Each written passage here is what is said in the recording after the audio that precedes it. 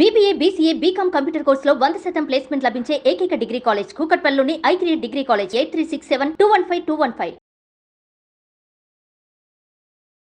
నమస్కారం సుబ్బారావు గారు. నమస్తే అండి. పేరెంట్స్ పిల్లల ముందే గొడవ పడుతూ ఉంటే పిల్లల మనసులో ఏం నాటుకుపోతాయంటారు? అండ్ పర్ఫార్మెన్స్ కనుక చూస్తే ఎదిగేటప్పుడు ఏ విధంగా ఉంటుంది? ఇది చాలా ఇంపార్టెంట్ సబ్జెక్ట్ అండి. అలాంటి సందర్భం ఆ పిల్లలకి చాలామంది పిల్లల్లో శాపంకం తయారవుతుందండి.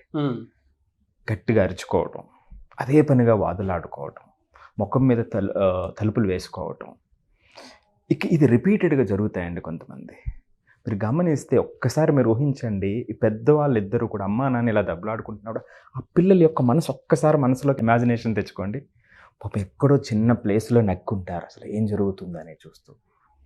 వాళ్ళంతా భయంతో అలా ఒకచోట కూర్చుని ఉంటారండి. అలాంటి పిల్లల్ని పట్టించుకోని వాళ్ళు కొంతమంది అయితే, కొంతమంది పట్టించుకుని నువ్వేం పట్టించుకోకు నాన్న ఇవన్నీ, నువ్వు భోజనం చేయి లేకపోతే సహజంగా చెప్పేసేటువంటి వాళ్ళు కొంతమంది. వాళ్ళ బొమ్మలు కాదండి, వాళ్ళ పిల్లలు. వాళ్ళకి ఒక మనసు ఉంటుంది, వాళ్ళకి ఒక ఆలోచన ఉంటుంది. ఆ ఏజ్ని బట్టి వాటి మీద ప్రభావం, రకరకాల ప్రభావం చూపుతాయండి. దీనికి సంబంధించి మీకు ఒక కథ చెప్తాను, వాస్తవమైనటువంటి కథ. 15 సంవత్సరాల అమ్మాయి స్కూల్లో 2 సార్లు సస్పెండ్ అయ్యిందండి. సస్పెండ్ అయ్యి ఆ రోజున సైకలాజికల్ కౌన్సిలింగ్కి వెళ్ళింది. ఎందుకు అంటే వెరీ అగ్రెసివ్ బిహేవియర్ ఉంది, చాలా వెరీ యాంగ్రీ బిహేవియర్ ఉందన్నమాట అండి. ఒక 15 సంవత్సరాల అమ్మాయి, ఒక్కసారి ఆలోచించండి. అమ్మాయి 2 సార్లు సస్పెండ్ అయ్యి కోచింగ్కి వెళ్ళింది, కౌన్సిలింగ్కి వెళ్ళింది. ఎందుకు అంటే 5వ సంవత్సరంలో ఆ అమ్మాయికి వాళ్ళ పేరెంట్స్ ఇద్దరు కూడా డివోర్స్ తీసుకున్నారండి. వీళ్ళిద్దరూ ఈ అమ్మాయిని హాస్టల్లో వేశారు. వీళ్ళు విజిటింగ్ అవర్స్ ఉంటాయి కదా, ఆ విజిటింగ్ అవర్స్లో వస్తూ ఉండేవారు వీళ్ళ దగ్గరికి, అమ్మాయి దగ్గరికి.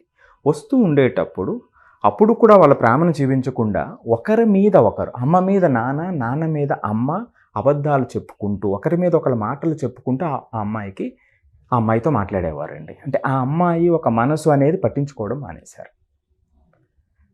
కొంతకాలం తర్వాత ఇలా జరుగుతూ ఉన్నప్పుడు ఈ యొక్క తప్పులన్నీ ఆవిడ అర్థం చేసుకుని ఇంకా ఆ బిహేవియర్ అగ్రెసివ్ బిహేవియర్కి మారిపోయింది.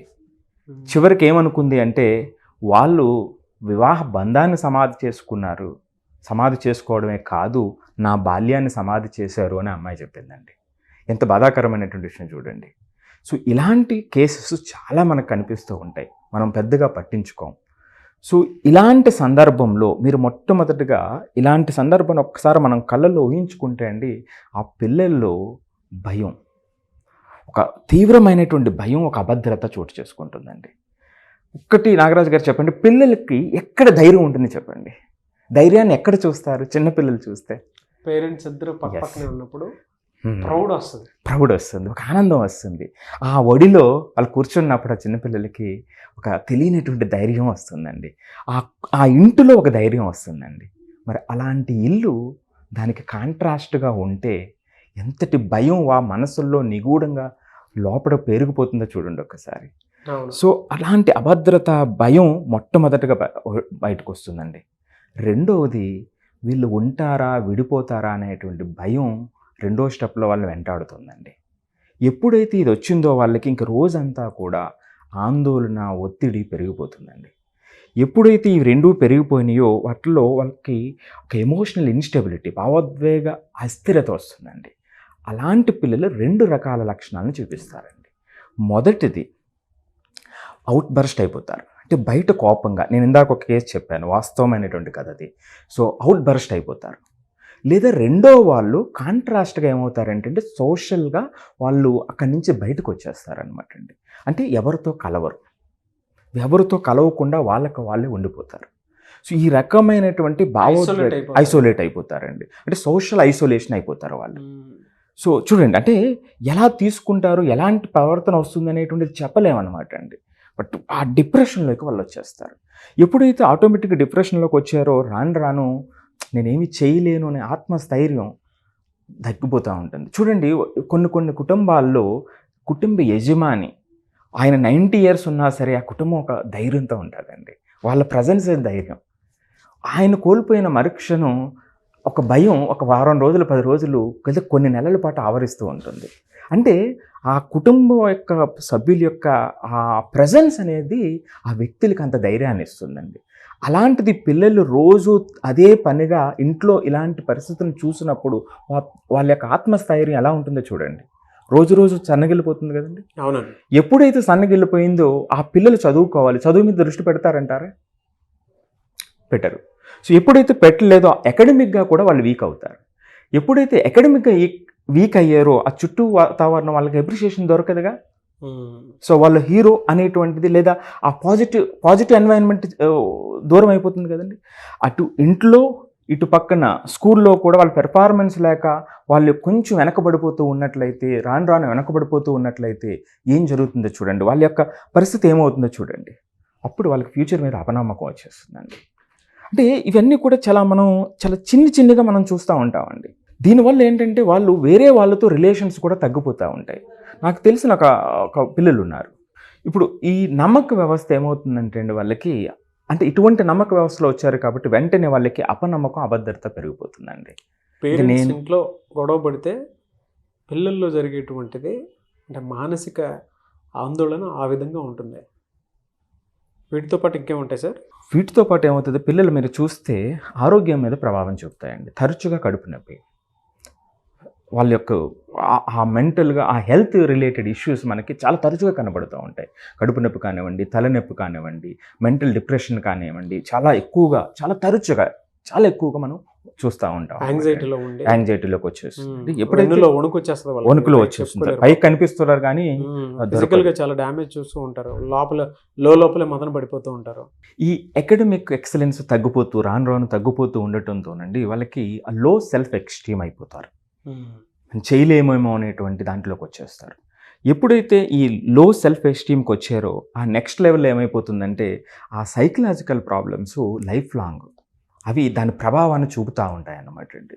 సో కాబట్టి ఎవరైతే పెద్దవాళ్ళు ఉన్నారో దీన్ని చాలా జాగ్రత్తగా ఆలోచించి ఆ పిల్లల యొక్క మనస్సుని మొదట వాళ్ళ మాట నోటిలో నుంచి బయటకు వచ్చేటప్పుడు ఆ మనసు వాళ్ళకి గుర్తుకు రావాలండి. సో అలాంటివి మినిమైజ్ అవ్వాలి. కొన్ని ఇళ్ళల్లోనండి దీని ఫ్రీక్వెన్సీ చాలా ఎక్కువ ఉంటుంది. ఎప్పుడైతే ఆ ఫ్రీక్వెన్సీ ఎక్కువ ఉందో ఆ ప్రభావం కూడా అదే స్థాయిలో ఆ పిల్లల మనసు మీద ఉంటుందండి. ఇంకెలా సార్, అంటే ఇంకే రకంగా దెబ్బతింటారు? వీటితో పాటు అండి ఇంకా ఎన్ని రకాలుగా వీళ్ళు డిస్టర్బ్ అవుతారు అంటే, మొట్టమొదటిగా ఎమోషనల్ ఇన్స్టెబిలిటీ వచ్చేస్తుంది. స్టెబుల్గా ఉండరు, అంటే వాళ్ళ యొక్క ఎమోషన్ని కంట్రోల్ చేసుకోలేరు. అందుకనే దానికి బిహేవియరల్ ప్రాబ్లమ్స్ వచ్చేస్తాయి. ఏదైతే ఎక్స్ప్రెస్ చేస్తున్నారో, ఎందుకంటే పేరెంట్స్ కంట్రోల్ చేసుకోలేదండి, అదే వీళ్ళకి వచ్చేస్తుంది. సో అది ఇందాక మీకు ఎగ్జాంపుల్లో చెప్పాను, అగ్రెసివ్ బిహేవియర్ వచ్చేసింది, కౌన్సిలింగ్ తీసుకుంటుంది పాప అని. సో అది ఒక ఉదాహరణ. సో ఇలాంటి బిహేవియరల్ ప్రాబ్లమ్స్ వాళ్ళతో పాటు క్యారీ అయిపోతాయండి. సో ఎప్పుడైతే క్యారీ అయిపోయినాయో వీళ్ళకి ఆ రిలేషన్స్ దెబ్బతినటమే కాకుండా ఆ వ్యక్తులను నమ్మరండి వాళ్ళు. మిస్ట్రస్ట్ వచ్చేస్తుంది. అంతేకాకుండా వాళ్ళకి ఒక అభద్రతా భావం, వీళ్ళని నమ్మితే ఏమవుతుందో అనేటువంటి దాంట్లోకి వాళ్ళు వెళ్ళిపోతారండి. ఇది ఈ లాంగ్ టర్మ్ సైకలాజికల్ ప్రాబ్లమ్స్కి దారితీస్తుందండి. సో కాబట్టి దీన్ని చాలా జాగ్రత్తగా హ్యాండిల్ చేసి దీన్ని కౌంటర్ చేయాల్సినటువంటి అవసరం ఉందండి. ఎలా సార్ దీని నుంచి బయటపడాలి అని అంటే పిల్లలు ఎటువంటి కేర్ తీసుకోవాల్సిన అవసరం ఉందంటారు? వీటిలో నుండి పిల్లలకి సంబంధించి 2 ప్రధానంగా, ఎందుకంటే ఎక్కడైతే మనకు అందాలో అక్కడ అందట్లేదు. 2 వేరే సోర్సెస్ ఏమిటి అంటే, ఒకటి పేరెంట్స్, అంటే వేరే కుటుంబం, అంటే గ్రాండ్ పేరెంట్స్ ఎవరైతే ఉన్నారో అక్కడి నుంచి కొంత దొరుకుతుందండి, కొంతమంది వాళ్ళు డైవర్ట్ అవుతారు. రెండవది టీచర్స్ అండి. అందుకే నేను ప్రతిసారి నొక్కి నేను చెప్తున్నది, ఈ రోజున సొసైటీకి ఇది వరకటి కన్నా క్లాస్ రూమ్ యొక్క ప్రాధాన్యత చాలా ఎక్కువ. టీచర్ యొక్క అబ్జర్వేషన్ చాలా అవసరం సొసైటీకి అనేది నేను పదే చెప్పేటువంటిదండి. కానీ మీరు లాస్ట్లో చెప్పిన పాయింట్స్ నాకు చాలా డీప్గా తగిలే అనుకోవచ్చు. ఎందుకంటే పిల్లల్లో నిజంగానే అభద్రత వచ్చేస్తుంది. అంటే నా పేరెంట్సే బాగాలేరంటే బయట వాళ్ళు నన్ను ఎలా చూస్తారో అనేది ఒకటి డెఫినెట్గా ఉంటుంది. ఎమోషనల్గా కూడా ఇంబ్యాలెన్స్ అయిపోతారు. అంటే ఇందాక ఒక మాట అన్నారు, ఎక్స్ప్రెస్ చేసే విధానం లోపల ఏదైతే మదన పడిపోయి ఆందోళనకు దిగిపోయి ఉంటారో అది బయట బిహేవియర్ కిందకు వచ్చేసి బరస్ట్ అయిపోతూ ఉంటారో. చూసేవాడికి ఏంటంటే, అరే వీడేమైనా పిచ్చోడా ఏంటి ఇలా బిహేవ్ చేస్తున్నాడని చెప్పేసి అనుకుంటారు. లోపల 10 మందిలో ఉన్నా కూడా లోపల అతనికి ఉన్న రీజన్స్ అతనికి ఉంటాయి. అర్థం చేసుకోవడం చాలా కష్టం. ఇంట్లో వాళ్ళే అర్థం చేసుకోకపోతే పిల్లలు అలా తయారవుతారు. వాళ్ళని చూసే నేర్చుకుంటారు. అవునండి. దానివల్ల పిల్లల అకాడమీ పర్ఫార్మెన్స్ కానివ్వండి, బిహేవియర్ కానివ్వండి, పిల్లలు దొంగతనానికి లేదంటే వేరే అలవాట్లకి ఎందుకు మారిపోతారు అని అంటే, ఇంట్లో పెంపకం సరిగా ఉంటే అవన్నీ ఎందుకు అవుతాయి? అవును, అవి గుర్తు చేస్తూ ఉంటాయి వాళ్ళ గుర్తు బాధ్యత. చేస్తూ ఉంటేనే చాలా ఇదిగా ఉంటుంది. కానీ ఇలా ఈ రోజుకైనా సరే నా పిల్లలని దీని నుంచి బయటపడేయాలి అనుకున్నటువంటి వాళ్ళు చాలామంది ఉన్నారు పేరెంట్స్. మీ దగ్గర పర్సనల్ థెరపీ కోసం అపాయింట్మెంట్ కోసం తీసుకుందాం అనుకున్నటువంటి వాళ్ళు ఉంటారు. మిమ్మల్ని అప్రోచ్ అవ్వాలి అని అంటే ప్రాసెస్ ఏంటి? ఖచ్చితంగా అండి. ఏదైతే స్క్రోల్ అవుతుందో నెంబర్కి కాల్ చేస్తే మన టీం వాళ్ళు కాంటాక్ట్ చేస్తారు, అపాయింట్మెంట్ తీసుకుని మనల్ని కలవచ్చు. కౌన్సిలింగ్ అనే కాకుండానండి, వాళ్ళకి సంబంధించి కెరియర్ గైడెన్స్ కావచ్చు అండి, లేదా మెంటర్షిప్ కావచ్చు, వాళ్ళ ప్రయాణంలో ఒక మెంటర్షిప్ కావచ్చు. ఇవి స్పెషల్గా డిజైన్ చేసినటువంటి కోర్సెస్ కూడా మన దగ్గర అవైలబిలిటీ ఉన్నాయి. సో వాళ్ళు మన టీంని కాంటాక్ట్ చేస్తే ఆ నెంబర్కి కాల్ చేసి స్క్రీన్ మీద ఉన్నటువంటి నెంబర్కి మనం హెల్ప్ చేస్తామండి. అండ్ కొంతమంది పిల్లల్లో ఎంత చెప్పినా వినట్లేదు, మారట్లేదు అనుకుని పేరెంట్స్ కంప్లైంట్ చేస్తూ ఉంటారు కదా, అటువంటి వాళ్ళకి థెరపిస్ట్ లాగా ఏమైనా ఉంటుందండి మీ దగ్గర? ఖచ్చితంగా అండి. సో వాళ్ళంటే నాకు ఇంకా చాలా ఇష్టం అండి. అదొక ఛాలెంజింగ్ జాబ్. సో కాబట్టి దానికి కూడా మన కోర్సెస్ ఉన్నాయండి. వాళ్ళు కూడా మనల్ని కాంటాక్ట్ అవ్వచ్చు. ఓకే. సో అపాయింట్మెంట్ తీసుకోవాలనుకుంటే అపాయింట్మెంట్ తీసుకోవాలనుకుంటే నెంబర్కి కాల్ చేస్తే మన టీంని వాళ్ళు కాంటాక్ట్ అయ్యి అపాయింట్మెంట్ ఫిక్స్ చేస్తారండి. డెఫినెట్గా sir. Thank you so much Subbarao గారు. థ్యాంక్స్ అండి. చూసారు కదండి వీడియో. ఈ వీడియోపై మీ అభిప్రాయాన్ని కమెంట్ బాక్స్లో పోస్ట్ చేయండి. ముఖ్యంగా మీరు కనుక సుబ్బారావు గారి అపాయింట్మెంట్ తీసుకోవాలి అనుకున్నటువంటి వాళ్ళు, మీ పిల్లల్లో మీకు తెలియకుండానే ఏదైనా అబ్నార్మల్గా బిహేవ్ చేసినా, స్టడీ పర్ఫార్మెన్స్ వీక్గా ఉన్నా, లేదంటే బరస్ట్ అయిపోతున్నాడు, బిహేవియర్లో ఎక్కడో చేంజెస్ కనిపిస్తున్నాయని అనుకునేటువంటి ఆలోచన మీకు వచ్చినా కూడా, ఒక కౌన్సిలింగ్ సెషన్ లాంటిది కావాలి అనుకుంటే, సుబ్బారావు గారిని మీరు అప్రోచ్ అవ్వాలి అనుకుంటే, స్క్రీన్ మీద మీకు కాంటాక్ట్ నెంబర్ కనిపిస్తుంది. దానికి మీరు కాల్ ఆర్ మెసేజ్ వాట్సాప్ చేసి వెంటనే అపాయింట్మెంట్ బుక్ చేసుకోవచ్చు. అండ్ ఒకవేళ మీకు కాంటాక్ట్ నెంబర్ కనెక్ట్ అవ్వట్లేదు అనుకోండి, మిస్టర్ నాగ్ అఫీషియల్ 1 అని నా ఇన్స్టాగ్రామ్ ఐడి ఉంది. సో అది మీకు స్క్రీన్ మీద కనిపిస్తూ ఉంటుంది. దానికి మీరు పర్సనల్ మెసేజ్ పెట్టి మీ కాంటాక్ట్ నెంబర్ ఇస్తే నేను డెఫినెట్గా సుబ్బారావు గారి టీంకి ఫార్వర్డ్ చేస్తాను. ఆ విధంగానే సరే మీరు అప్రోచ్ అవ్వచ్చు. అండ్ ఈ వీడియో లైక్ చేయండి, షేర్ మాత్రం తప్పకుండా చేయండి. ఇలాంటి మరిన్ని వీడియోస్ కోసం మా ఛానల్ ఫాలో అవ్వండి. Thank you. సుమన్ టీవీలో మీ పర్సనల్ అండ్ బిజినెస్ ప్రమోషన్స్ కోసం కింది నెంబర్కి కాంటాక్ట్ చేయండి.